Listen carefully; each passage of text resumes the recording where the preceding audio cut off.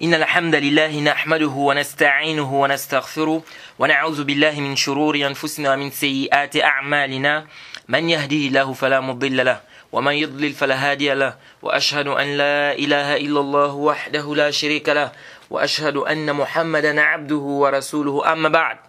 Louange à Allah, le maître des circonstances, on le loue pour tout ce qu'il nous accorde comme bien et comme grâce. Et on lui demande de déverser ses grâces et ses bénédictions sur le prophète Mohammed, sallallahu alayhi wa sallam, sa famille, ses compagnons, et tous ceux qui les ont suivis jusqu'au jour de la rétribution. Celui qu'Allah a guidé, personne ne peut l'égarer. Celui qu'Allah a égaré, personne ne peut le guider.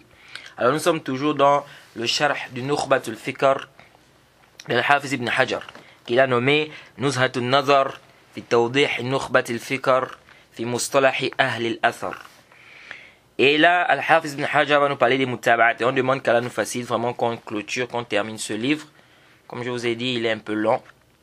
Mais, bismillah, on va terminer ça. Et là, il parle maintenant des mutaba'at et de leur degré. Mutaba'at, c'est-à-dire le suivi dans la chaîne de transmission, dans le hadith. On va expliquer tout à l'heure, Inch'Allah, ce que c'est. Il dit... وما تقدم ذكره من الفرد النسبي إن وجد بعد الظن كونه فردا قد وافقه غيره فهو المتابع بكسر موحدا. Il dit donc ce qu'on a déjà parlé, cité concernant l'isolement de manière relative, on a déjà parlé de ça. On a parlé du fard nisbi, on a parlé du fard mutlaq, l'isolement de manière relative et l'isolement de manière absolue. On a détaillé ça. Il dit in wujid ba'da dhann kawnihi fardan. Donc si après qu'on ait pensé qu'il y a eu un isolement, on trouve une concordance, c'est-à-dire un rapporteur qui ramène la même chose, il dit ça, on appelle ça mutabi' bi kasr muwahhad, donc avec le kasr, donc sur le bas, mutabi'.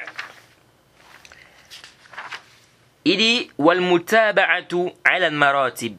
C'est-à-dire le suivi est en degré. C'est-à-dire il y a des degrés. Il dit in hasalat lirrawi nafsihi fahuwa tammatu wa in hasalat li shaykhihi faman fawqahu fahuwa al-qasira. Ça veut dire quoi tout ça? En fait, c'est quand on parle de mutaba'at, c'est-à-dire on a un rapporteur qui a rapporté d'un cheikh. Et ce rapporteur l'a rapporté une chose, il est le seul qui a rapporté ça du cheikh. Par exemple, on pense par exemple qu'il est le seul qui a rapporté ça du cheikh, comme le cheikh a dit ici. C'est-à-dire on pense. Maintenant on trouve qu'il y a un autre étudiant qui a rapporté la même chose du même cheikh. L'autre étudiant qui vient rapporter la même chose du même cheikh là, lui on dit qu'il est mutabi'. Donc il a suivi l'autre dans ce récit là, dans ce qu'il a rapporté. Est-ce que vous voyez? Et maintenant le cheikh dit in hasalat lirrawi nafsihi. Parce que les mutaba'at ça nous permet de quoi? De renforcer le hadith ou d'authentifier le hadith. Si par exemple le rapporteur il a une petite faiblesse et il vient avec un hadith qu'il a pris de son cheikh et on pense qu'il est le seul qui a rapporté ça, on voit que le hadith ici il est normalement faible parce que lui-même il a une faiblesse, il est faible. Mais si on voit un autre rapporteur qui a aussi une petite faiblesse comme lui, qui ramène du même cheikh la même histoire, là on dit que le hadith est, là on va authentifier le hadith. Maintenant les mutaba'at sont de deux types.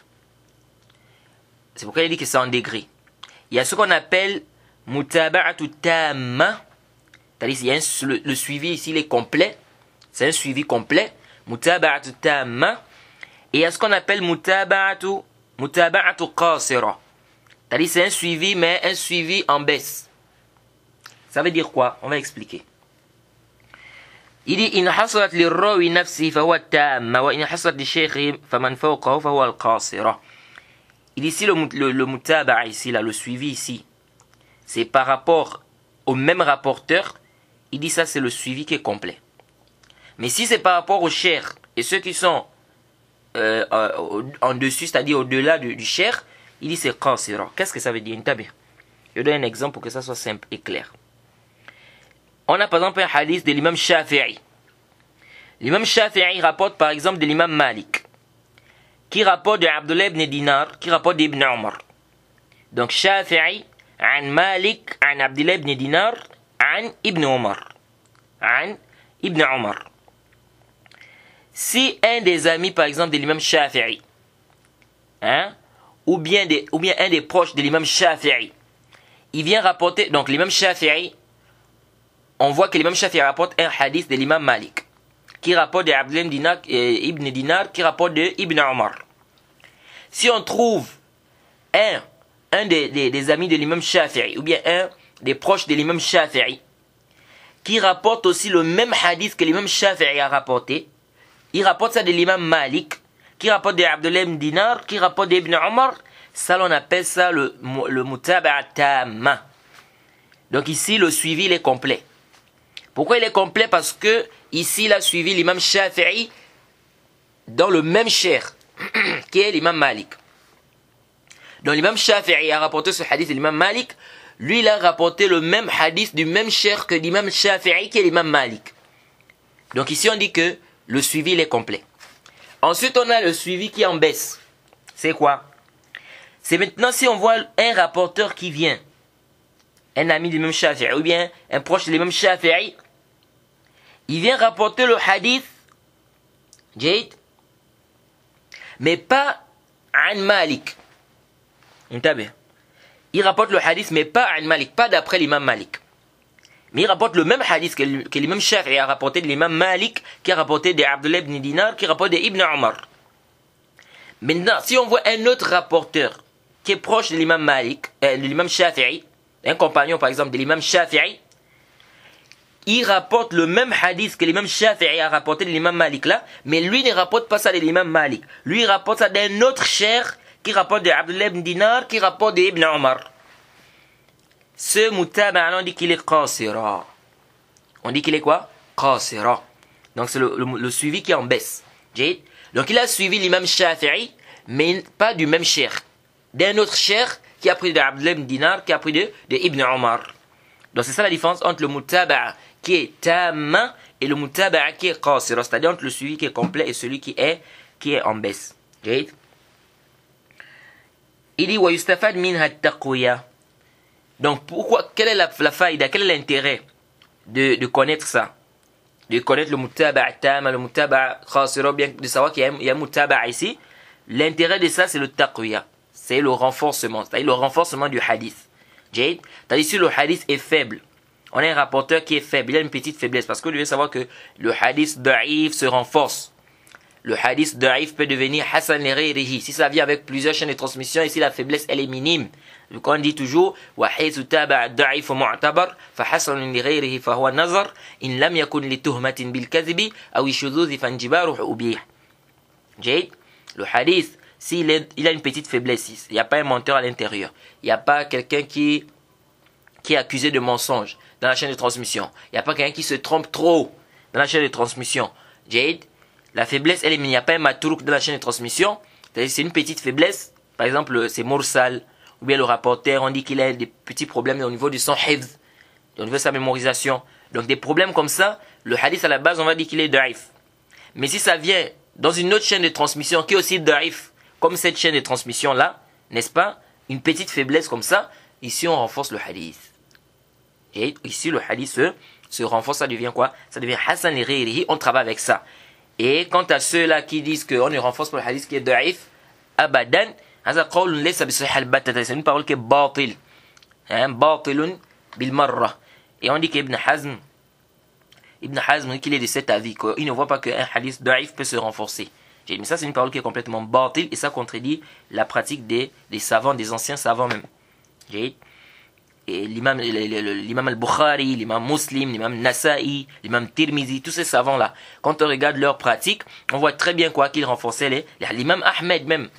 Quand on a posé la question, quand l'imam Ahmed a parlé concernant le hadith de Abdullah ibn Lahi'a, il a dit que le hadith de Abdullah ibn Lahi'a, c'est pas un hujja comme ça. Mais il dit si ça vient dans d'autres chaînes de transmission, n'est-ce pas, il prend.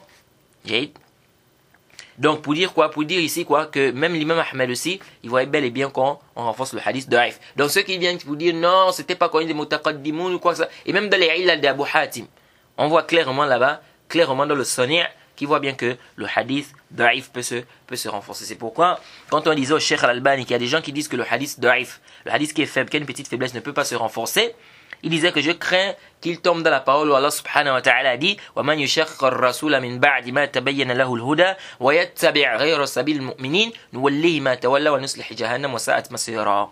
Allah subhanahu wa ta'ala dit quoi? Celui qui fait cession du messager d'Allah, après que la vérité, n'est-ce pas, lui soit parvenue, n'est-ce pas, et qui suit un chemin autre que le chemin des croyants, nous allons lui coller ce qui s'est collé et nous allons le jeter en enfer.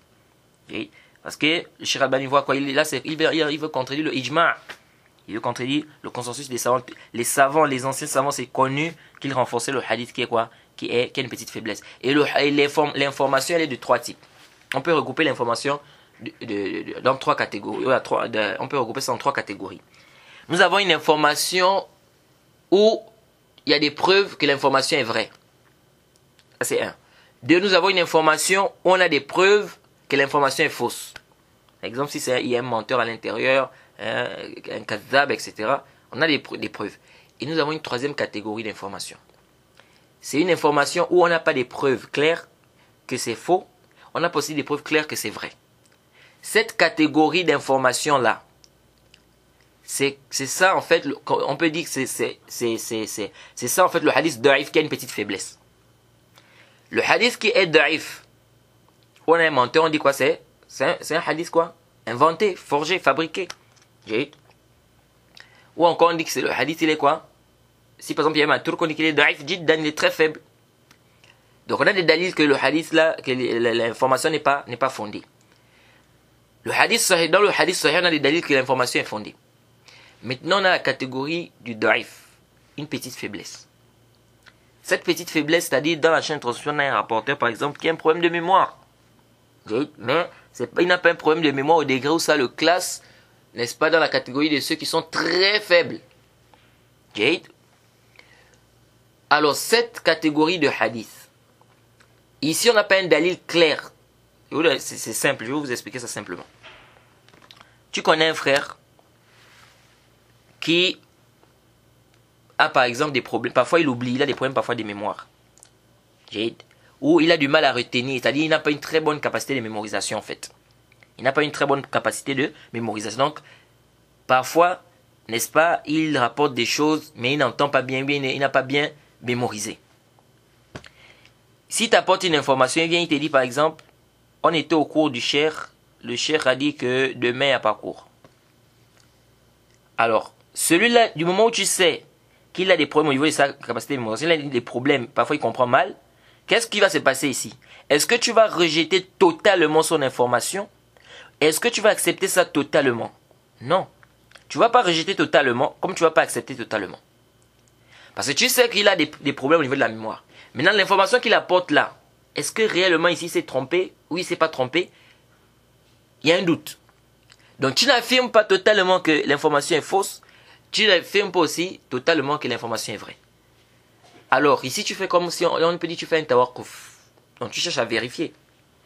Si on trouve une autre personne qui a son niveau aussi, il a aussi une petite mémoire comme ça, il a des problèmes aussi de mémoire comme lui, il ramène la même information, il dit, le professeur dit demain il n'y a pas cours. Qu'est-ce qui se passe ici? Là tu commences à dire qu'avant là, l'information, parce que lui il peut mal entendre, mais il ne peut pas quand même tous les deux mal entendre. Une troisième personne encore comme eux vient, il dit la même chose, demain il n'y a pas cours. Une quatrième personne il dit demain il n'y a pas cours. Ah, qu'est-ce qui se passe ici? Là tu vas maintenant dire, ah donc quand même là c'est vrai. Parce qu'ils ne peuvent pas tous se tromper, c'est vrai ils ont des problèmes de mémoire, mais tous comme ça, oui. Donc qu'est-ce qu'on fait ici? L'information prend une force. Donc c'est un peu comme ça le hadith da'if qui a une petite faiblesse.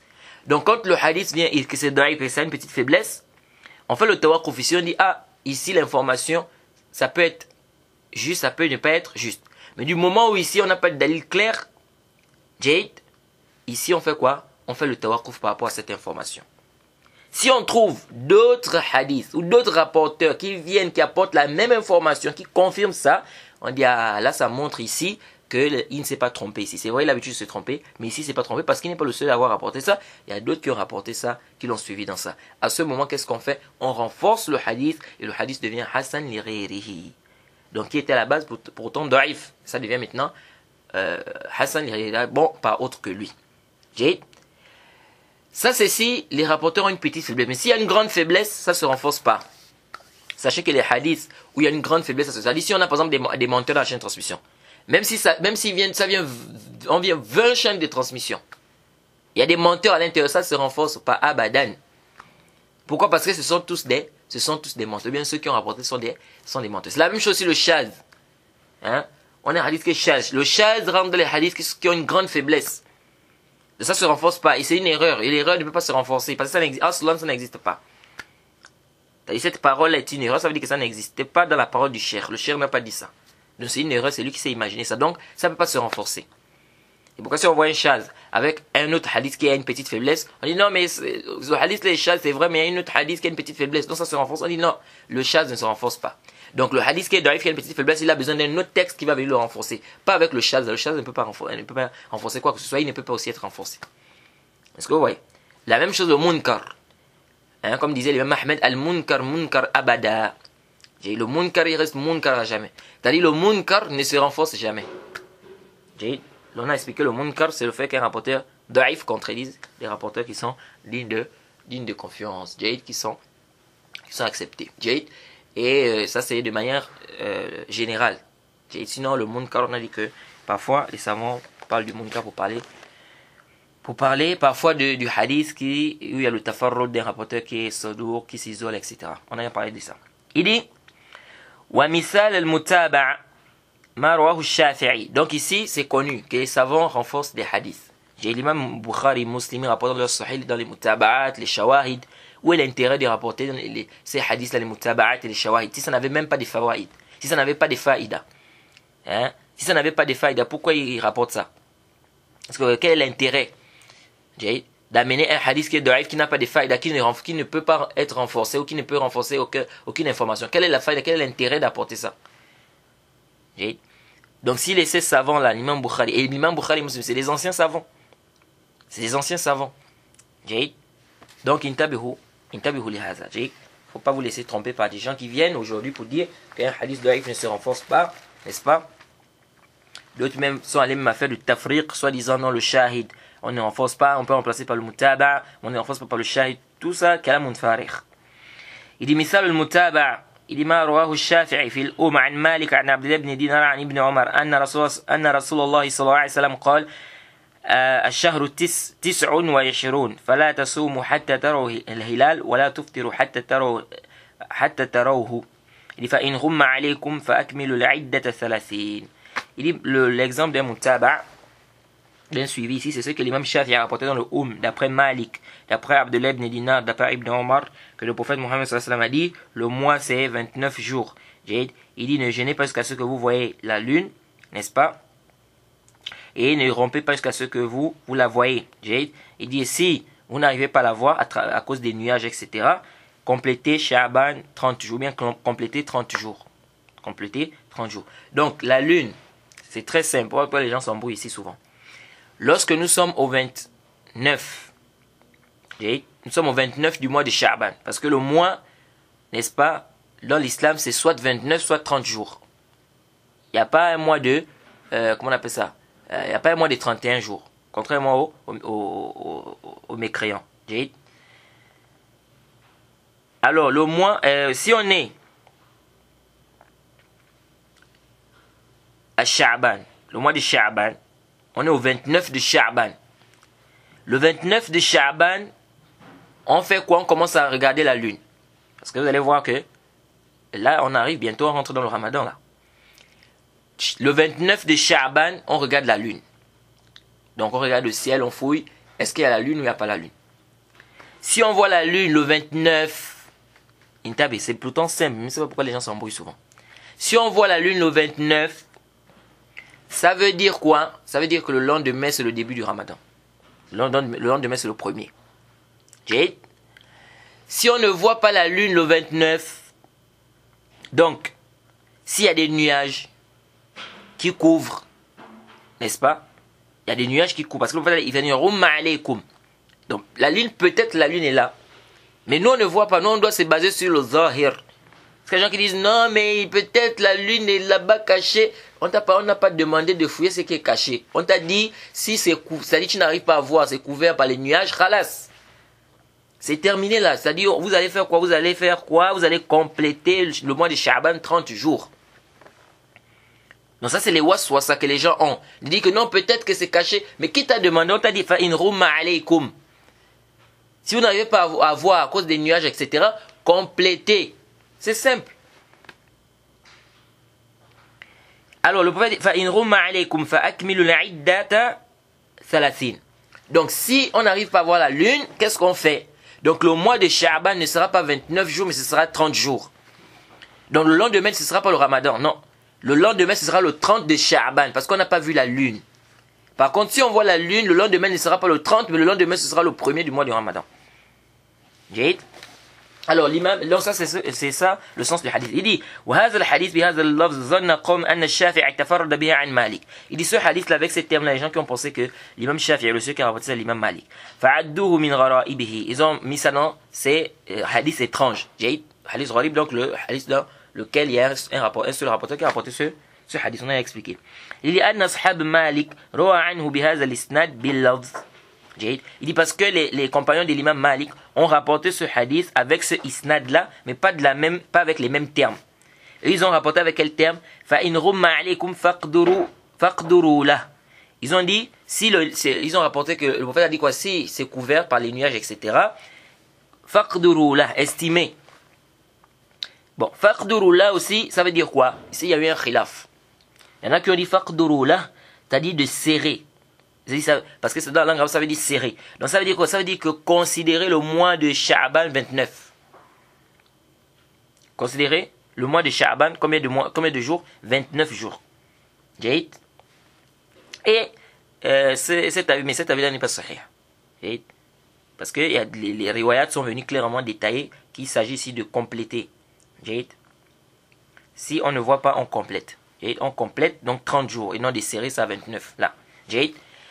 Il dit, Hafiz ibn Hajar dit, ولكن وجدنا للشافعي متابعا. Il dit, mais on a trouvé qu'il y a un mutabi'a, quelqu'un qui a suivi l'imam Shafi'i. Donc l'imam Shafi'i n'est pas le seul qui a rapporté ce hadith avec les termes qu'on a cités précédemment. Jade. Il dit, وهو عبد الله ibn Maslama al-Qa'nabi. C'est Abdullah ibn Maslama al-Qa'nabi. كذلك أخرجه البخاري عنه عن مالك وهذه متابعة تامة. Il dit, c'est ainsi que l'imam al-Bukhari a rapporté ça dans son sahih. De Maslama al-Qa'nabi, de Abdullah ibn Maslama al-Qa'nabi qui a rapporté l'imam Malik, n'est-ce pas, avec il a suivi l'imam Shafi'i dans ce que l'imam Shafi'i a rapporté. Et ça, c'est mutaba'a qui est tamma.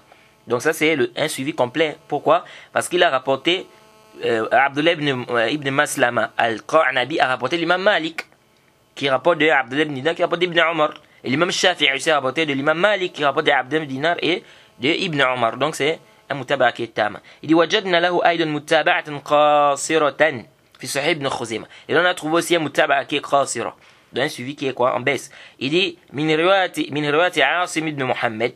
C'est la رواية عاصم بن محمد عن أبيه محمد بن زيد عن جده عبد الله بن عمر باللفظ فأكمل 30. Donc ici on a une رواية de عاصم qui a rapporté de Mohammed. Là il ne rapporte pas de Malik. C'est Asim qui rapporte de Mohammed. Qui rapporte Asim ibn Mohammed, pardon, qui rapporte de son papa Mohammed ibn Zayd, qui rapporte de son grand-père Abdullah ibn Omar. Et il a utilisé quoi? Fa'akmilu thalathin, compléter 30. Donc ici le mutaba, il n'est pas tamma, il n'est pas complet. Pourquoi? Parce que il n'a pas ici suivi, n'est-ce pas, en rapportant sur l'imam Malik. وفي صحيح مسلم من رواية عبيد الله ابن عمر عن نافع عن ابن عمر باللفظ فقدروا 30. Il dit dans la version de Muslim, il y a une version de Ubaydillah ibn Omar qui rapporte de Nafi', qui rapporte d'Ibn Omar, où le prophète a dit Faqduru Thalathin. Donc ici, Faqduru Thalathin, ça veut dire de compléter. C'est encore un dalil qui montre quoi? Que c'est pas ici de serrer ça à 29. Il dit Wala ikhtisar fi hadhi al-mutaba'ati sawa'un. Donc les gens qui ont dit de serrer, ce sont les Hanabila. Quand on doit serrer à 29 jours. ولا اختصار في هذه المتابعة سواء كانت تامة أو قاصرة على اللفظ. il dit on ne doit pas restreindre ici le suivi au fait que ça doit venir avec les mêmes termes. Quand on dit ici que c'est un suivi complet ou bien c'est un suivi en baisse ici, qui est mutaba qasira, ou bien le mutaba tamma, mutaba qui est tamma, c'est-à-dire complet, il dit c'est pas une condition que ça vienne avec les mêmes termes. Il dit bel laoujaat bil ma'na, il dit même si ça vient avec le même sens, ça suffit. Donc il suffit que ça vienne avec le même sens, ça suffit. Par exemple là, dans la version de l'imam Shafi'i, on a dit fakmilul idda thalathin. Et dans l'autre version, la version de Muslim de Ubaydillah ibn Omar, ibn Omar, il a dit faqduru thalathin. Faqduru thalathin. Donc ça a le même sens ici. Donc ici, on dit quoi? C'est toujours mutaba. Et ça montre aussi un rad à ceux qui disent quoi? Ceux qui disent que non, l'authenticité, c'est juste par rapport au mutaba'at, pas des shawahid. Parce que les shawahid, c'est-à-dire que si on trouve que le hadith, par exemple, c'est venu dans un hadith par un rapporteur, et c'est venu dans un autre hadith, bien par exemple c'est rapporté d'un compagnon, Abu Hurairah, c'est rapporté d'un autre hadith de Ibn Omar, et les deux chaînes de transmission sont faibles, mais ce qui est rapporté dans la version de Ibn Omar est en conformité avec ce qui est rapporté dans la version d'Abu Hurairah, et donc ça se renforce ici, ils disent non, parce que ici, ce n'est pas mutaba, ici c'est au niveau du sens. Donc ils disent on ne renforce pas en fait les hadiths par rapport au sens. C'est pas parce qu'on a trouvé le sens du même hadith dans une autre version que ça doit être renforcé. Mais tout ça c'est quoi? Kalamun farir. Et on va faire la différence, on va expliquer tout à l'heure. Al-Hafz d'ailleurs va expliquer ça quand il va parler de c'est quoi le shahid, quand on dit que c'est shahid, quand on dit que c'est mutaba, quelle est la différence. Donc ici il dit donc si ça vient avec le sens, on prend. Il dit kafa, ça suffit. Il dit mais ça doit être quoi? On doit restreindre ça doit être cette riwaya, cette version doit être rapportée du même compagnon. Il faut que ça soit le même compagnon. C'est-à-dire, quand on dit mutaba, ça veut dire quoi mutaba? Mutaba, quand on dit mutaba, c'est-à-dire un suivi, le rapporteur a suivi tel ou tel, il faut que ça soit le même compagnon. Donc, que ça soit mutaba tamma ou qasira, donc qu'ils prennent du même chair ou qu'ils prennent d'un autre chair, l'essentiel c'est quoi? C'est que ça soit le même compagnon. Donc ça veut dire que si par exemple l'imam Shafi'i, on prend un exemple, l'imam Shafi'i rapporte par exemple le hadith de Ibn Omar, et Abdullah ibn Maslama al-Qa'nabi, Abdullah ibn Maslama al-Qa'nabi, il rapporte le hadith là aussi de Ibn Omar. Ça c'est un mutaba'. Donc c'est ça la différence, on va voir ça c'est la différence entre les shawahid et le mutaba'at. La différence entre le shahid et le mutabi' c'est quoi? Ou bien le mutaba' et le shahid, c'est que le mutaba' ou bien le mutabi' c'est le même compagnon. Donc si c'est le même compagnon qui rapporte le hadith, même si les chaînes sont différentes, ici on parle de mutaba'. On parle de quoi? De mutaba'. Donc il y a eu un suivi ici. Pourquoi? Parce que ce rapporteur-là qui est par exemple faible, qui a une petite faiblesse, et un autre rapporteur qui a aussi une petite faiblesse, il a suivi celui-là dans le même hadith. Donc le hadith d'Ibn Omar. C'est bien, c'est compris. Ça c'est le mutaba'. Après il dit وَإِنْ وُجِدَ مَتْنٍ يُرْوَى مِنْ حَدِيث صحابي آخر يشبهه في اللفظ والمعنى أو في المعنى فقط فهو الشاهد. Ça c'est la différence entre le shahid et le mutaba'. Le shahid c'est un hadith qui vient témoigner pour un autre hadith. Donc le mutaba' on a dit quoi?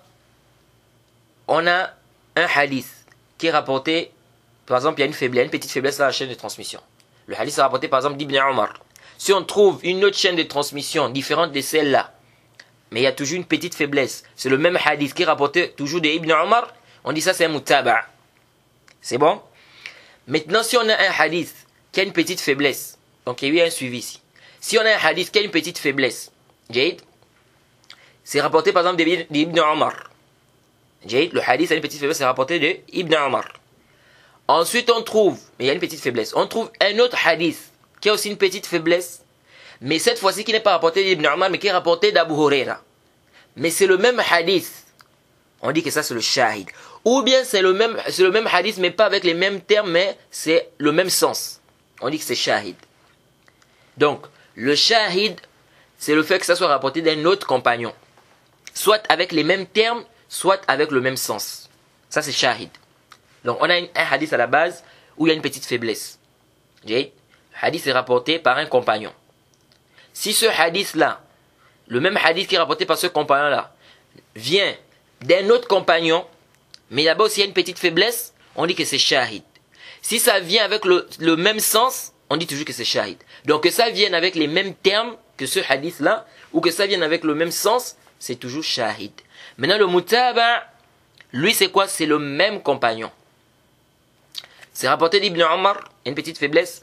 C'est aussi rapporté, il y a une autre chaîne de transmission qui est toujours rapportée. C'est toujours rapporté d'Ibn Omar, toujours, mais il y a une autre chaîne de transmission. Jade. Ici, là, ce hadith-là, il est quoi? Ça, c'est mutaba. Jade. Que ça soit rapporté avec les mêmes termes ou rapporté avec le sens. C'est toujours quoi? C'est toujours mutaba. Jade. Pourquoi? Parce que c'est le même rapporteur. Jade. C'est pourquoi le Hafiz a dit, si on trouve ce hadith qui est rapporté d'un autre compagnon avec un terme qui est semblable à celui-là ou pas, qui a le même sens, ou c'est juste le même sens, c'est-à-dire un terme qui est semblable à celui-là et qui a le même sens, ou bien c'est juste le même sens, il dit quoi? On appelle ça shahid.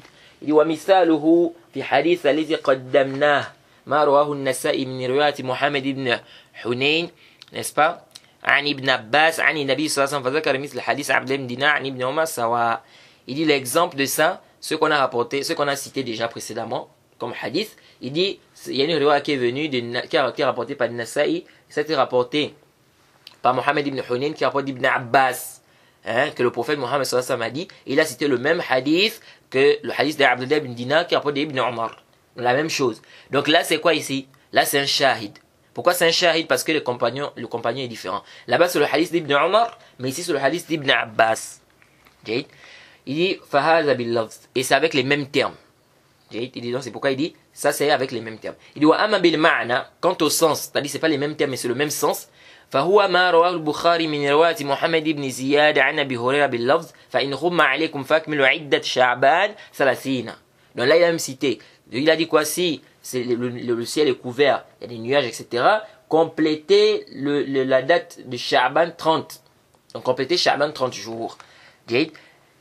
Donc ici c'est venu avec le même sens, mais c'est pas les mêmes termes, c'est pas venu textuellement les mêmes termes, mais c'est venu d'un autre compagnon qui est Abu Huraira. Donc ça c'est quoi? C'est un shahid, c'est toujours un shahid. Pourquoi? Parce que c'est pas le même compagnon. Ensuite il dit wa khassakum mutaba'a bima hasala bil lafz sawan kana min riwayati dhalika as-sahabi am la. Il y a un khilaf sur la définition du shahid et du mutaba'a. Il y a des savants, il y a des savants qui ont restreint le mutaba'a à quoi? Au fait que ça vienne avec les mêmes termes. C'est-à-dire, ils ont dit, si le hadith vient avec les mêmes termes, ça c'est le mutaba'a. C'est le mutaba'a, c'est-à-dire qu'il y a eu un suivi ici. Que ça soit d'un même compagnon ou pas. Donc, si on a par exemple le hadith, c'est venu d'Ibn Omar. Le hadith vient d'Abu Huraira, mais c'est les mêmes termes, ils disent que c'est mutaba'a. Alors que nous on a dit quoi? On a dit si les compagnons sont différents, c'est shahid. C'est le shahid. Donc ils disent que ça vienne du même compagnon ou pas, si c'est les mêmes termes, c'est le mutaba'a. Wa shahid bima hasala bil ma'na kadhalik. Mais le shahid, c'est si ça vient avec le même sens. C'est pas les mêmes termes, mais c'est le même sens. Kadhalik, c'est-à-dire que ça soit du même compagnon ou d'un autre compagnon. Donc il y a des savants qui ont dit, si le hadith vient du même compagnon ou que si le hadith vient avec le même sens, les mêmes termes, qu'est-ce que j'ai dit? Si le hadith vient avec les mêmes termes, même si ce n'est pas le même compagnon, ça, ils appellent ça mutaba'. Donc, le mutaba' chez eux, c'est le hadith qui est rapporté avec les mêmes termes. Que ce soit les mêmes compagnons ou que ce soit des compagnons différents. Et le shahid, c'est quoi? C'est le hadith qui est rapporté par le sens. C'est pas les mêmes termes, c'est par le sens. C'est-à-dire, on a un hadith qui a une petite faiblesse. C'est rapporté par des termes. On a un autre hadith qui vient avec une petite faiblesse, n'est-ce pas? Mais c'est pas les mêmes termes, mais ça, c'est le même sens. Ça va dans le même sens. Donc ici, ils disent que ça là, c'est le shahid. Que ça soit le même compagnon, que ça soit pas le même compagnon, ils disent que c'est le shahid. Donc en fait, eux c'est quoi? Mutaba' chez eux, c'est si ça vient avec le même terme. Le shahid, c'est si ça vient avec le sens. Par contre, nous, ici on a dit le mutaba' si ça vient avec le même compagnon. Le shahid, si ça ne vient pas avec le même compagnon. Et le khilaf, il est yassir. C'est une petite divergence. Et comme on dit là, Mouchah fil istilah, on n'a pas fait tout un grand débat par rapport à cela. C'est pourquoi le Hafiz ibn Hajar dit quoi? Il dit, Il dit parfois, on dit quoi? C'est-à-dire le mutaba, on appelle ça parfois shahid. Et parfois shahid, on appelle ça mutaba. Est-ce que vous voyez? Donc on peut dire, on peut appeler mutaba shahid. Shahid mutaba. Donc mutaba, on peut aussi appeler ça shahid. On peut appeler le shahid aussi mutaba. Est-ce que vous suivez? Donc les deux, c'est-à-dire on peut les considérer comme étant des synonymes. Il dit wal amr fihi sahl. Wal amr fihi sahl. On dit la chose est simple. Donc si la personne, si tu vois quelqu'un il appelle mutaba shahid ou bien shahid mutaba, il va dire non mais pourquoi tu appelles shahid mutaba shahid comme ça, etc. Non, il y a des savants qui ont vu qu'on peut on peut aussi appeler mutaba shahid et shahid mutaba. D'autres voient aussi que le mutaba c'est ce qui est rapporté avec les termes et le shahid c'est ce qui est rapporté avec le sens. Ensuite le Hafiz ibn Hajar continue, il dit, là il va nous parler de ce qu'on appelle l'i'tibar. L'i'tibar, c'est quoi? C'est le fait en fait de suivre les chaînes, de chercher les chaînes de transmission, de regrouper les chaînes de transmission afin de voir si le hadith, n'est-ce pas, il n'est pas shadh, si le hadith, il y a eu un rapporteur qui a suivi, n'est-ce pas, est-ce que le rapporteur est le seul qui a rapporté ça ou pas, etc. Donc le fait de regrouper toutes les chaînes de transmission, n'est-ce pas, ça on parle de quoi? De l'i'tibar. Et quel est l'intérêt de ça? L'intérêt de regrouper, c'est quoi? C'est pour qu'on puisse savoir s'il y a un mudraj, par exemple, s'il y a une interpolation dans le hadith. On doit savoir. C'est pour savoir aussi est-ce qu'il y a une illa ou bien il n'y a pas d'une illa. Est-ce qu'il y a une défaillance qui empiète sur l'authenticité du hadith ou pas? C'est pourquoi il a été rapporté d'Ali ibn al-Medini, comme a rapporté Al-Khatib al-Baghdadi dans son livre Al-Kifaya, qu'il a dit Al-Bab iza lam tujma' turuquh lam tu'raf illatuhu. Que si on ne regroupe pas les chaînes de transmission, on ne peut pas connaître la différence qu'il y a dans le hadith. C'est pourquoi regrouper les chaînes de transmission, c'est quelque chose de très important. Et c'est ça qui a fait que Cheikh Albani, il a été vraiment... Allah subhanahu wa ta'ala a facilité le Cheikh Albani dans ce sens-là. Vous voyez, Cheikh Albani, il a vraiment fait un regroupement des chaînes de transmission. Avant de donner le hukm sur un hadith, il fait quoi? Il regroupe les chaînes de transmission. Bien que dans certains livres, par exemple, il donne le hukm par rapport au isnad. Et donc, ça, c'est l'i'tibar. Et comme j'ai dit, parmi les fawaïd, c'est de connaître, par exemple, s'il y a un idraj, une interpolation dans le hadith. On va voir c'est quoi le idraj, l'interpolation dans le hadith. On va parler de ça, Inch'Allah, ça va venir. Parmi les profits aussi de faire ça, de regrouper les chaînes de transmission avant de donner le hukm sur un hadith, c'est pour qu'on sache, par exemple, s'il y a un rapporteur qui est mubham, n'est-ce pas? C'est-à-dire un rapporteur qu'on a cité comme ça vaguement. C'est-à-dire on ne sait pas c'est qui. On a par exemple dit d'après un homme, par exemple. Donc on ne sait pas c'est qui. Donc quand on va regrouper les chaînes de transmission, on peut trouver, n'est-ce pas, qui est ce rapporteur-là qu'on n'a pas cité ici clairement. Parce qu'on va voir qu'il s'est venu dans d'autres chaînes de transmission, son nom a été cité clairement.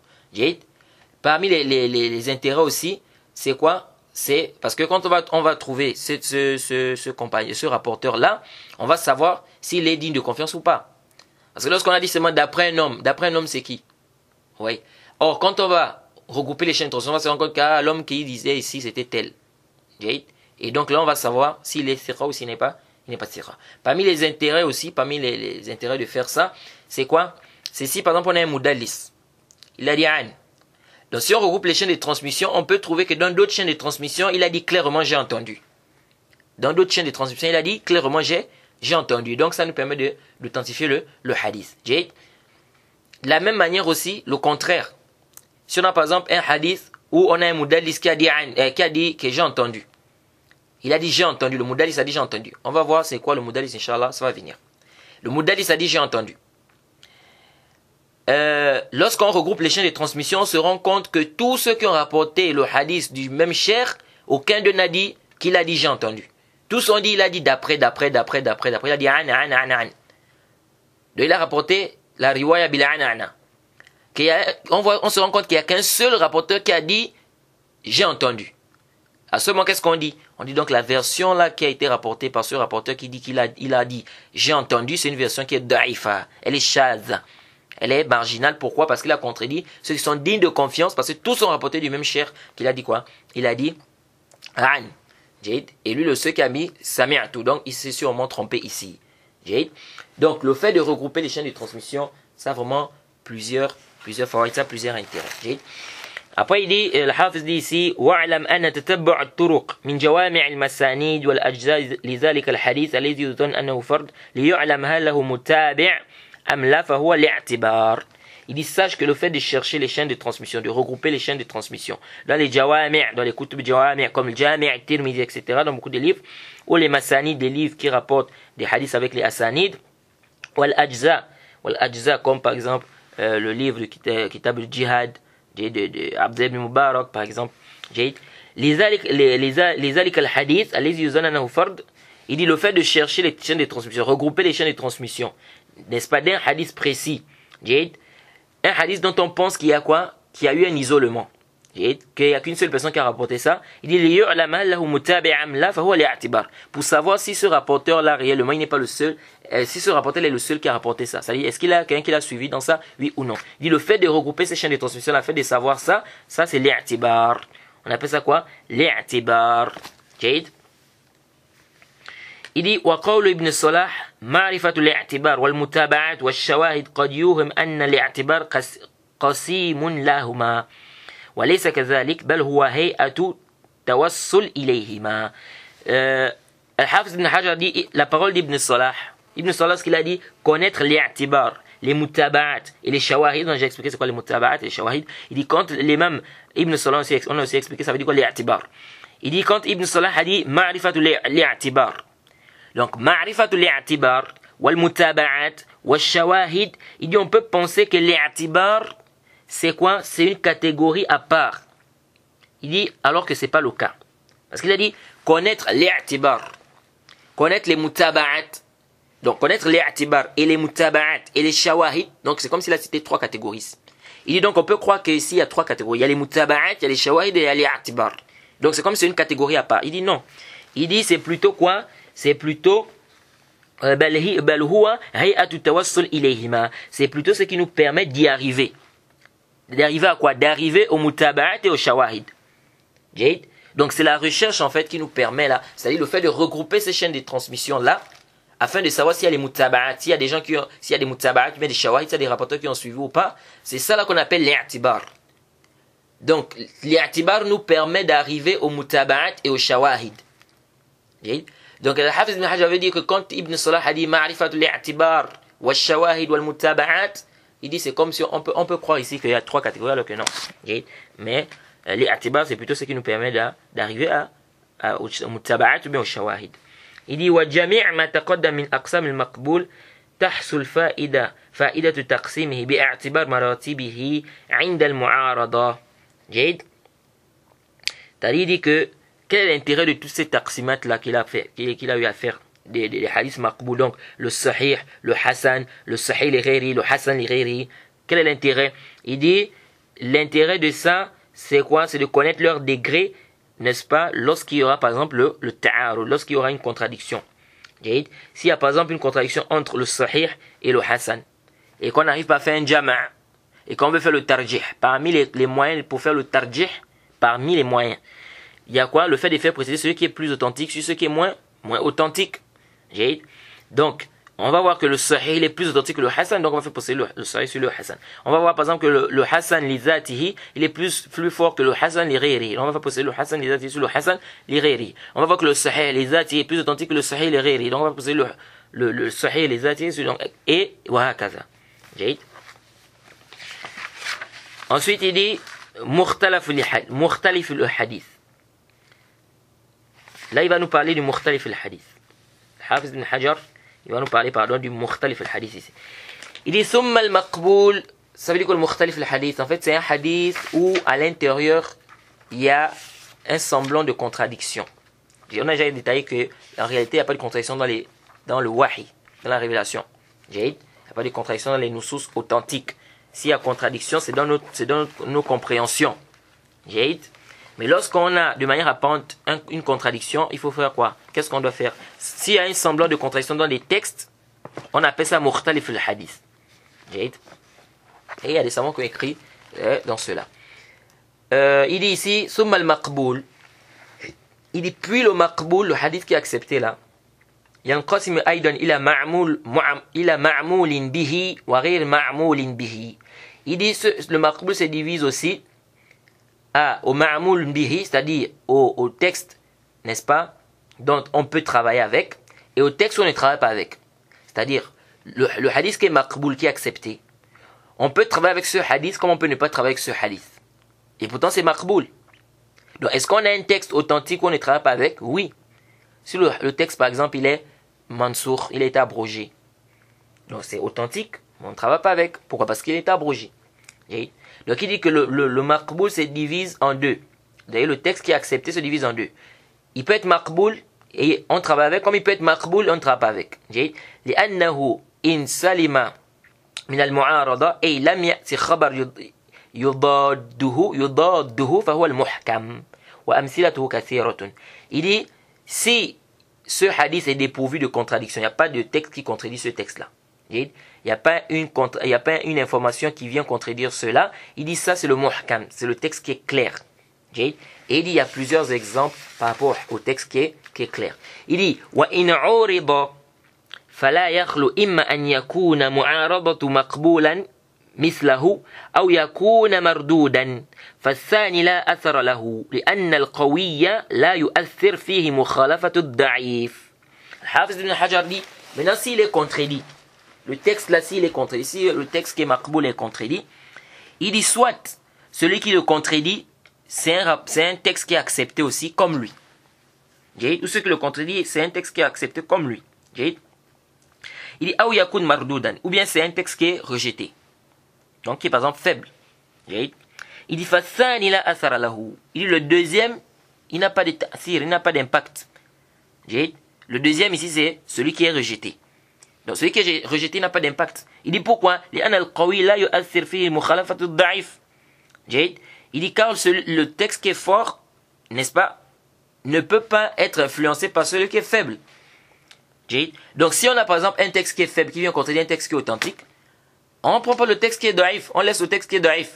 On travaille avec le texte qui est authentique. C'est pourquoi quand je vois aujourd'hui des gens des bid'a, quand ils viennent aujourd'hui pour dire non, le hadith de la Jariya, celle qui a dit que Allah subhanahu wa ta'ala au ciel, c'est hadith muttarib, parce que tantôt on dit qu'elle a pointé le doigt, tantôt on dit que c'était pas le doigt, tantôt on dit qu'elle était noire, tantôt on dit qu'elle n'était pas noire, tantôt on dit qu'elle était muette, au papa on dit ceci, donc c'est muttarib, c'est daïf.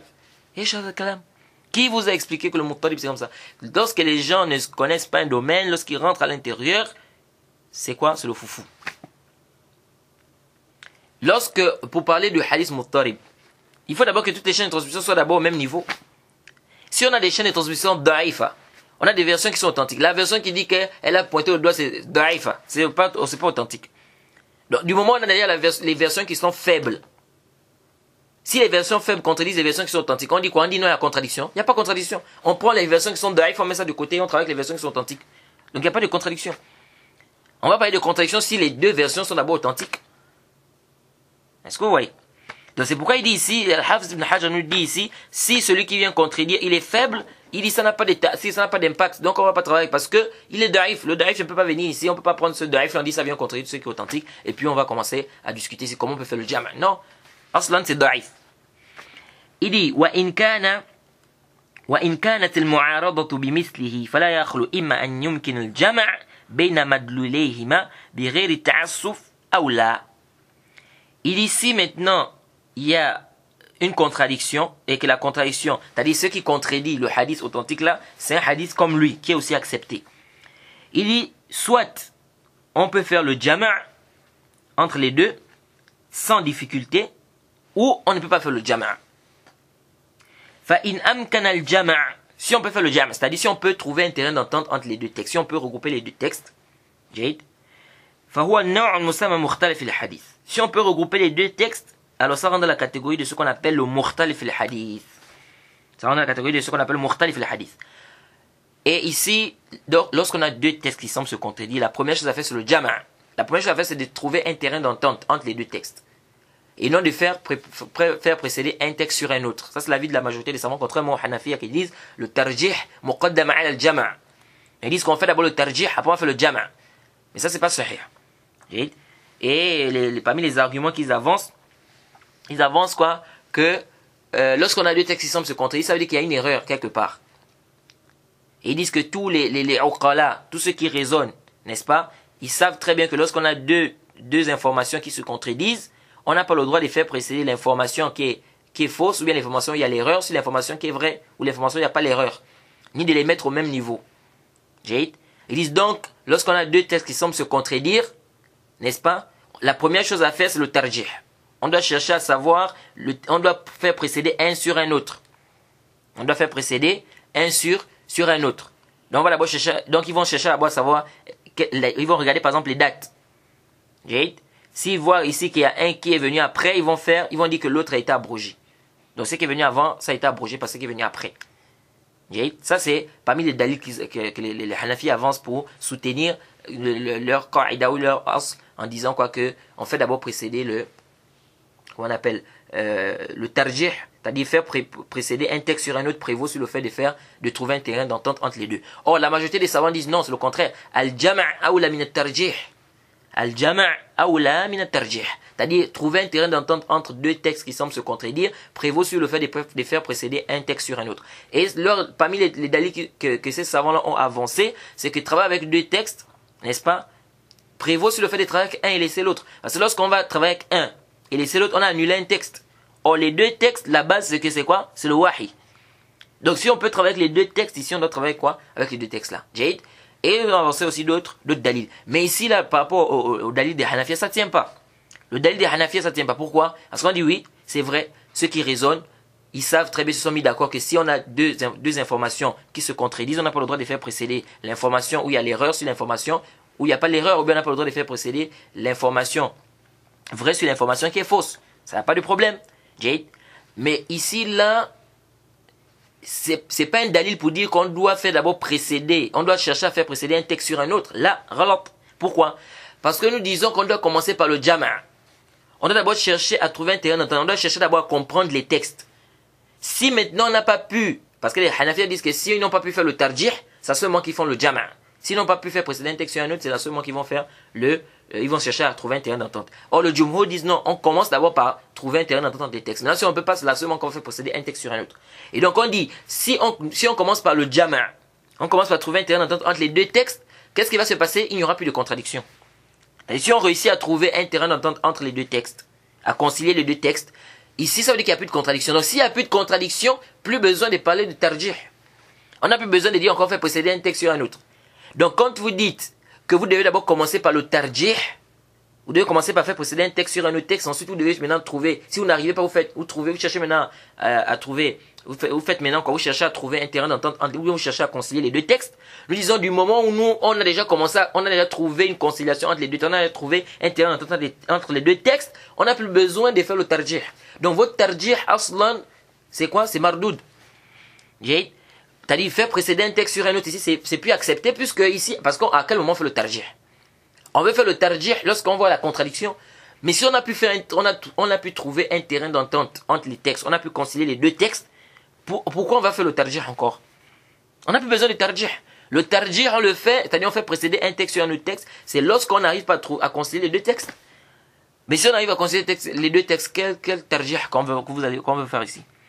Bien évidemment, ça c'est un long débat là-bas entre les savants de Usul. Et peut-être s'il y a la facilité qu'on arrive à faire un livre de Usul, on pourra peut-être revenir sur ces questions-là et détailler avec plus de détails. Alors, le Hafiz il dit ici, il y a le jam, si on peut faire le jam, ici on fait le jam, et donc ça rentre dans ce qu'on appelle mukhtalif al-hadith, c'est ce qu'il a parlé. Wa mathalu lahu Ibn Salah bi hadith. Donc Ibn Salah a donné comme exemple, comme hadith qui semble se contredire de manière apparente, le hadith qui dit la adwa wa la tayra. Ma hadith firra min al-majzoum firaraka min al-asad. Alors, il y a un hadith où le prophète a dit, il n'y a pas de contagion, il n'y a pas de superstition. Et dans un autre hadith, le prophète a dit, fuis du lépreux, ou de la lèpre, comme tu fuis du lion. Donc, fuis de celui qui est lépreux, comme tu fuis du lion. Donc, ces deux hadiths semblent se contredire. Parce que dans le premier, le prophète a dit, il n'y a pas de contagion. Il n'y a pas de contagion. Donc, il n'y a pas de quelqu'un qui va être contaminé par tel. Là, il n'y a pas ça. Et dans l'autre hadith, le prophète a dit de fuir de celui qui a la lèpre comme si on fuit le lion. Donc, comment le prophète dit qu'il n'y a pas de contagion, après il demande de fuir celui qui a la lèpre. Pourquoi il a demandé de fuir celui qui a la lèpre? C'est pour qu'on ne soit pas contaminé. Al-Hafiz ibn Hajar dit donc, kilahuma fi sahih. Donc, le prophète nous dit de fuir du lépreux comme on fuit le lion. Et dans un autre hadith, il dit, il n'y a pas de contagion. Il y a un problème. Il dit kilahuma fi sahih, les deux hadiths sont dans le sahih. Wa zahiruhuma ta'arud. Il a de manière apparente, il y a une contradiction. Ah, regardez ce qu'Al-Hafiz a dit. Il a dit zahiruhuma, de manière apparente. Pourquoi? Parce qu'en réalité, il n'y a pas de contradiction dans les textes authentiques. Il dit zahiruhuma ta'arud. Wa wajhul jama' baynahuma. Donc, comment on va faire le jama'? Comment on va regrouper? On va concilier les deux textes. Il dit wa wajhul jama' baynahuma anna hadhihi al-amrad la tu'di bi tab'iha.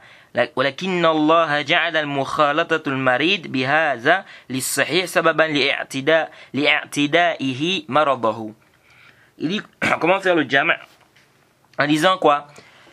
Que les maladies là, ces maladies là ne peuvent pas, c'est-à-dire que quelqu'un ne peut pas avoir la maladie, n'est-ce pas, sans l'intermédiaire d'Allah subhanahu wa ta'ala, c'est-à-dire sans que ça ne soit Allah subhanahu wa ta'ala qui, c'est-à-dire en fait que ça ne peut pas être, la personne ne peut pas avoir la maladie indépendamment d'Allah subhanahu wa ta'ala. C'est-à-dire que la personne ne peut pas avoir la maladie, que ça provient juste de quoi? Ça provient juste de la contamination. En dehors d'Allah. C'est-à-dire que c'est Allah subhanahu wa ta'ala qui a fait en sorte que c'est-à-dire que comment dirais-je, le rassemblement entre les deux, le fait qu'il soit mélangé avec cette personne-là, c'est Allah subhanahu wa ta'ala qui a fait que ça soit une cause que la personne soit contaminée. Jahid. Ça, c'est un groupe de savants qui ont fait le jam là. Pourquoi? Parce qu'en fait, ces savants-là ont dit, lorsque le prophète a dit il n'y a pas de contagion, ça veut dire qu'il n'y a pas de contagion. Ils disent parce que certains Arabes pensaient que la personne peut être contaminée, n'est-ce pas, sans la volonté d'Allah subhanahu wa ta'ala. C'est-à-dire que sans qu'Allah subhanahu wa ta'ala ne décide. Jade. Donc la personne peut être contaminée comme ça. Jade. Et donc le prophète a dit il n'y a pas de contagion. C'est comme si le prophète disait il n'y a pas de contagion, n'est-ce pas, sans Allah subhanahu wa ta'ala. C'est-à-dire c'est Allah subhanahu wa ta'ala qui a fait en sorte que le mélange là soit une cause de contamination. C'est Allah subhanahu wa ta'ala qui a fait en sorte que ce mélange soit, c'est-à-dire que le mélange en lui-même n'est pas, c'est-à-dire que c'est pas une cause de contamination. Mais c'est Allah qui a fait en sorte que ça soit une cause. Est-ce que vous voyez? Donc, ils disent quoi? Que certaines personnes, certains Arabes pensaient que quoi? Que quand la personne est contaminée, c'est pas Allah qui a fait que la personne soit contaminée. Mais c'est le fait que la personne soit mélangée avec, n'est-ce pas, telle ou telle personne, c'est ce qui a amené la contamination. Et donc, le prophète a dit, il n'y a pas de contagion dans ce sens-là. C'est-à-dire qu'il n'y a pas de contagion sans Allah subhanahu wa ta'ala. C'est-à-dire indépendamment d'Allah subhanahu wa ta'ala. C'est Allah subhanahu wa ta'ala qui fait quoi? Qui fait en sorte que ça soit une cause ici de contagion. Donc, ça veut dire quoi? Ça veut dire en fait que Allah subhanahu, tu peux te mélanger avec quelqu'un qui a une maladie et ne pas attraper cette maladie. Tu peux te mélanger avec quelqu'un qui a une maladie et ne pas attraper cette maladie. Donc pour dire quoi? Pour dire que c'est pas le simple fait de se mélanger, c'est pas en fait la contamination en elle-même. Mais c'est Allah subhanahu wa ta'ala qui fait cela. Donc si Allah subhanahu wa ta'ala ne veut pas que la personne soit contaminée, la personne ne peut pas être contaminée. Et donc c'est pourquoi le prophète a dit la adwa, il n'y a pas de contagion. Et lorsque le prophète a dit fuis du majzoum, c'est-à-dire fuis du lépreux comme tu fuis le lion, c'est dans le sens où de prendre des asbab, de prendre des causes. De prendre des causes. Donc ça ils disent en fait ça ne se contredit pas en fait. C'est-à-dire quand le prophète a dit il n'y a pas de contagion, c'est-à-dire il n'y a pas de contagion indépendamment d'Allah subhanahu wa ta'ala. C'est Allah subhanahu wa ta'ala qui fait en sorte que la personne soit contaminée. Mais cette contamination là, c'est par rapport à quoi? Il y a une cause dans ça. La cause c'est quoi? C'est que le mélange, etc. C'est ce qui amène quoi? Qui amène cela. Et donc ça c'est un premier jama'. ثم يلي ثم قد يتخلف ذلك عن سبب كما في غيره من الأسباب كذا جمع بينهما ابن الصلاح تبعا لغيره. C'est comme ça qu'Ibn Salah fait le jam'. Ils ont dit ce sabab là aussi peut être quoi? Peut disparaître, c'est-à-dire peut ne pas être présent. C'est-à-dire comme d'autres asbab. C'est-à-dire que la personne peut être contaminée. La personne peut être contaminée par rapport à cette cause, donc le fait que la personne se mélange avec des gens, etc. Comme la personne peut se mélanger et puis il n'y a pas de contamination. On a vu des gens qui se sont mélangés avec des gens qui sont malades et qui n'ont pas été contaminés. Et d'autres se sont mélangés avec les mêmes malades et ils ont été contaminés. Est-ce que vous voyez un peu? Maintenant, al-Hafiz, dans ça c'est le jama' que Ibn Salah a fait et beaucoup de savants. Maintenant, al-Hafiz Ibn Hajar dit wal awla fil jama' an yuqal. il dit ce qui est mieux dans ce jama', donc pour concilier les deux textes, c'est de dire. Donc Al-Hafiz, c'est comme s'il n'est pas tout à fait d'accord, il n'est pas d'accord avec l'avis de Ibn Salah et des savants qui ont fait ce jam là. Il dit ce qui est mieux, c'est de dire quoi?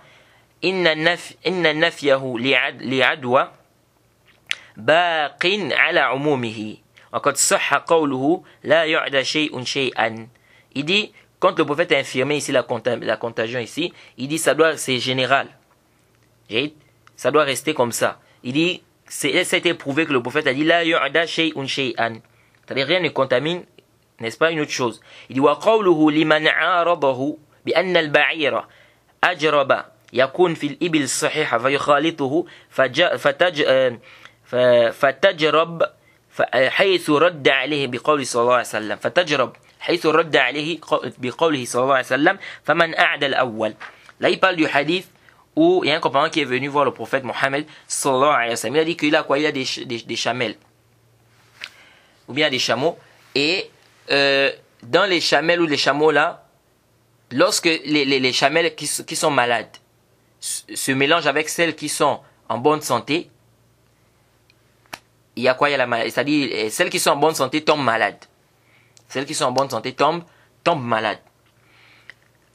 Alors, qu'est-ce que le prophète a dit? Le prophète a dit, mais qui a contaminé la première bête? Donc, qui a contaminé la première chamelle? Donc, c'est comme si le prophète voulait faire comprendre quoi? De là, on peut comprendre quoi? C'est comme si le prophète veut dire, en fait, que c'est pas un problème, c'est pas parce qu'ils se sont mélangés. C'est Allah subhanahu wa ta'ala qui a fait que la bête tombe malade. Donc le prophète a dit, qui a contaminé la première bête? Parce que si tu dis non, les bêtes, lorsqu'elles sont en bonne santé, si elles se mélangent avec celles qui sont malades, elles tombent malades. Mais le prophète dit, mais qui a contaminé la première? Est-ce que vous voyez?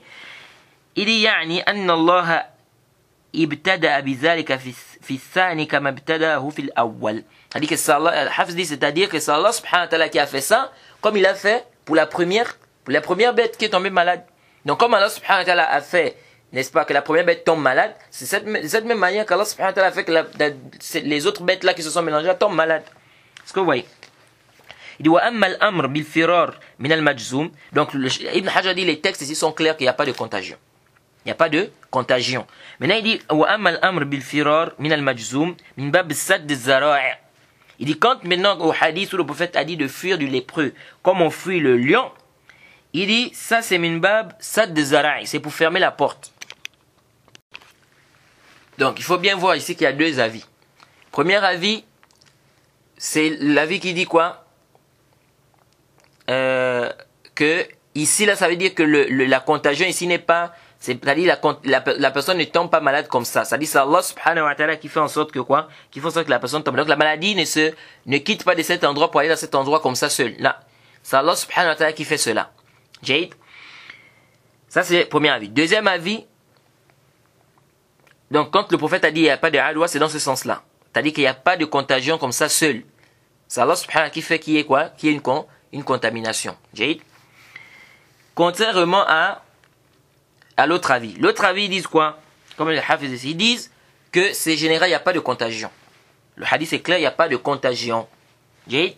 Maintenant, quant au hadith où le prophète a dit de fuir du lépreux comme on fuit le lion, ils disent quoi? C'est pour fermer la porte. Qu'est-ce que ça veut dire pour fermer la porte? Il dit لأن لا يتفق للشخص الذي يخالطه شيء من ذلك بتقدير الله تعالى ابتداء لا بالعدوى المنفية فيظن أن ذلك بسبب مخالطته فيعتقد صحة العدوى فيقع في الحرج وأمر بتجنبه حسنا للمادة والله أعلم. Voilà, la fin il a dit aller le plus avant. Ça montre le adab. Al-Hafiz ibn Hajar dit en fait que pourquoi le prophète a dit de fuir du lépreux comme on fuit le lion en fait. Il dit c'est pour fermer la porte. Il dit pourquoi? Pour que la personne, lorsque la personne va se mélanger ici avec la personne qui a la lèpre, la personne peut tomber malade. Il dit c'est pas parce que il s'est mélangé. C'est pas à cause de parce qu'il y a eu contagion. Non. C'est par le décret d'Allah subhanahu wa ta'ala que la personne était contaminée. Jade. Il dit ici, Pourquoi le prophète a dit demander de fuir le lépreux? Il dit parce que, de peur que si la personne se mélange avec le lépreux, il tombe malade, il va tomber malade ici, pas à cause du fait qu'il se soit mélangé, pas par la contagion, mais à cause du décret d'Allah subhanahu wa ta'ala. Et donc lui, de peur qu'il ne croit, de peur qu'il ne croit ici, que c'est parce qu'il s'est mélangé, donc c'est à cause de la contagion ici, c'est à cause de ça qu'il est tombé malade, que c'est pas, n'est-ce pas, le décret d'Allah subhanahu wa ta'ala. De peur qu'il ne croit ça, qu'il y a une contagion, que les gens peuvent être contaminés, ou bien qu'il y a contagion, de peur qu'il ne croit ça, le prophète a demandé donc de fuir le lépreux, comme on fuit le lion. Je ne sais pas si vous comprenez. C'est-à-dire, Al-Hafiz ibn Hajar va nous dire ceci, que si maintenant la personne va se mélanger avec le lépreux, il peut tomber malade. Jade, s'il tombe malade, il va croire quoi? Il va croire que c'est parce qu'il s'est mélangé avec le lépreux là. Donc Al-Hafiz dit, s'il croit ça, il va contredire les hadiths qui disent qu'il n'y a pas de contagion. Et donc pour qu'il ne contredise pas les hadiths qui disent qu'il n'y a pas de contagion, le prophète Mohammed sallallahu alayhi wa sallam a demandé de fuir du lépreux comme on fuit le lion. Pourquoi? Parce que s'il se mélange avec le lépreux et qu'il arrive qu'il tombe malade, pas parce qu'il y a contagion, mais parce qu'elle a décrété ça à ce moment, il dit s'il arrive qu'il tombe malade ici, de peur qu'il ne croit que c'est à cause de ça, donc il va croire qu'il y a eu contagion, donc il va contredire les hadiths qui disent qu'il n'y a pas de contagion. Et donc c'est à cause de ça que le prophète a demandé de fuir, n'est-ce pas, du lépreux comme on fuit le lion. Le prophète a fait quoi? C'est comme s'il a fermé cette porte-là. Pourquoi? Parce qu'en réalité, si la personne maintenant va se mettre avec, par exemple, le lépreux, et qu'il tombe malade, et qu'il devient, c'est-à-dire qu'il est contaminé, ou bien comme on dit, c'est-à-dire il tombe malade, qu'est-ce qui va se passer? Il va se dire ici quoi? Il va se dire ici que c'est à cause de ça. Donc pour qu'il ne croit pas que c'est le mélange là qui a causé ça, cette maladie, parce que s'il croit ça, il va contredire le hadith qui dit qu'il n'y a pas de contagion. Pour qu'il ne croit pas qu'il y a réellement contagion, le prophète a demandé de fuir. Afin qu'il ne se lamente pas. Afin qu'il ne se lamente pas à cause de ça. Parce qu'il dit, il y aura un haraj. Tu vois? C'est à cause de toi. C'est parce que j'ai bu dans ton verre. C'est parce que j'ai mangé avec toi. C'est parce que tu as éternué à mon visage. C'est à cause de toi. Parce que j'ai dormi sur ton lit. Parce que j'ai dormi à côté de toi. Tout ça, c'est-à-dire, il va attribuer. C'est-à-dire, au lieu de mettre dans sa tête que c'est Allah subhanahu wa ta'ala qui a décrété ça, lui, il va maintenant penser que non, c'est ça en fait. C'est le sabab, c'est ça en fait. C'est pas Allah subhanahu wa ta'ala qui a décrété ça. Ouais. Et donc, ils disent, ces savants-là disent quoi? Ils disent que pour ne pas arriver à ce stade-là, c'est pourquoi le prophète a demandé de fuir du majzoum comme on fuit le lion. Je sais pas si vous voyez. Et vous allez voir parfois il y a des gens comme ça. Non, c'est à cause de toi, c'est parce que tu as tenu à mon visage, c'est parce que j'ai bu dans ton verre, c'est parce que ceci, c'est parce que cela, c'est parce que ceci, c'est parce que cela. Et il oublie qu'Allah subhanahu wa ta'ala, c'est Allah subhanahu wa ta'ala qui a dit que si Allah n'avait pas voulu que tu aies cette maladie-là, tu n'allais pas avoir cette maladie. Ça, c'est aussi un avis des savants. D'autres savants, il y a un autre avis.